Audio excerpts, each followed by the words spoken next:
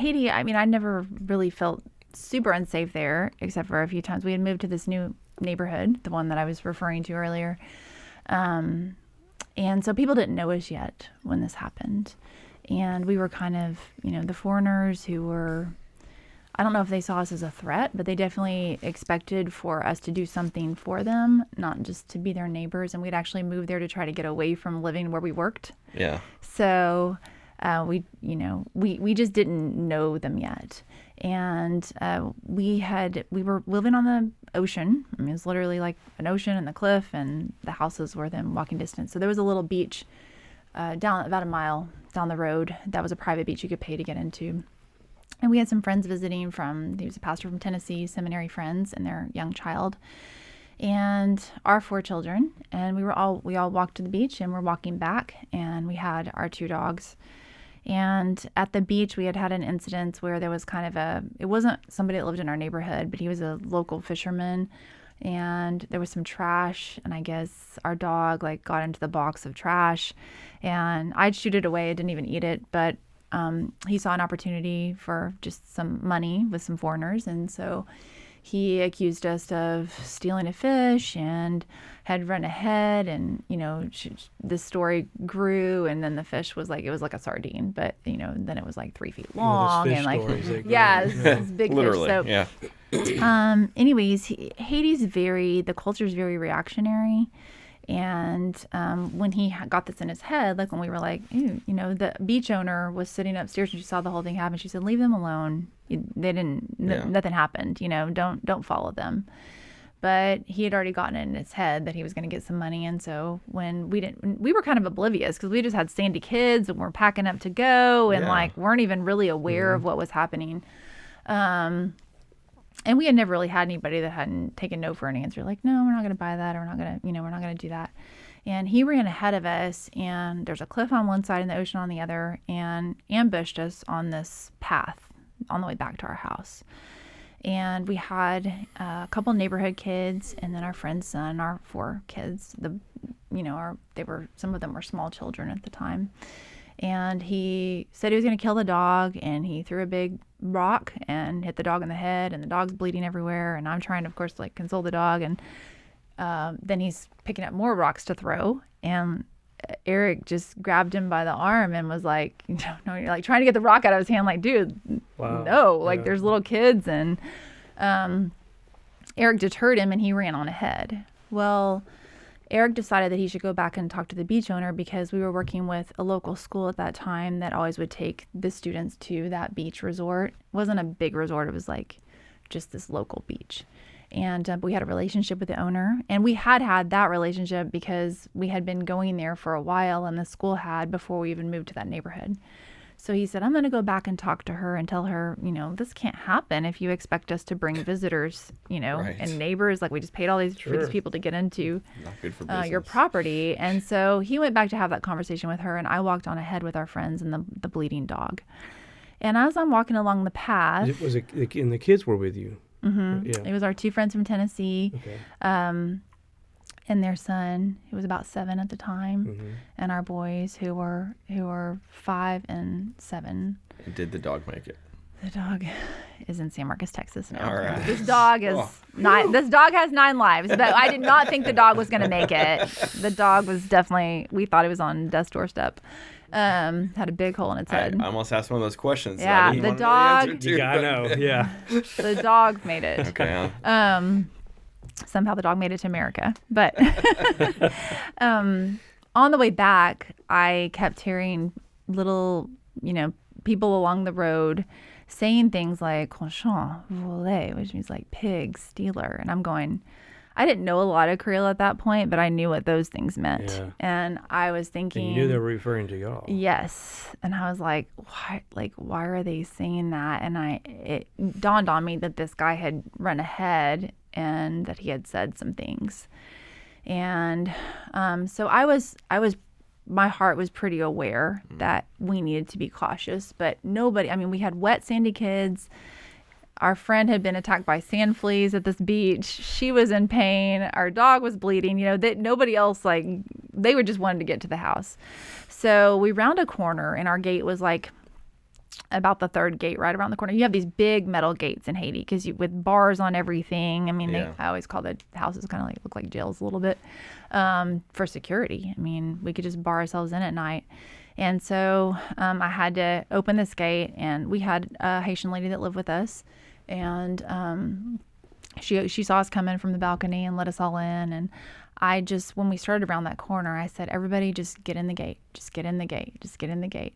And when we got up to the gate, there was a mob of people. I don't know how many people are there. I would say at least 20, 30, maybe. It was just a crowd that blocked us from going any farther. They were right in front of our house. And this one guy that I'd never seen before, I don't even think he was in that neighborhood, but he walked out and in English said some foul language and said, "I hate Americans," and pointed a gun at all my kids and our friends. And I just kept saying very calmly, "Get in the gate, get in the gate." And they all went in the gate, and I was the last person, and he had the gun to my head. And I just kept walking and slammed the gate as hard as I could. And people told him later, "You should have seen how hard your wife slammed that gate." And I was like, "What would you do?" And Man. That's that was unbelievable. a long it was a long journey from that time to us developing these relationships. But I know that the Lord allowed that to happen, and for us to stand our ground in that, because we could have either we leave, or they wanted us to pay. This guy still had a big thing about like paying him for the fish, and it was this big. I mean, we were called pig and stealer for months after that. Anywhere we would walk, our kids would get hit by cars, veer out of the way while they were just walking in from school in their little Haitian uniforms. Had rocks and glass thrown at them.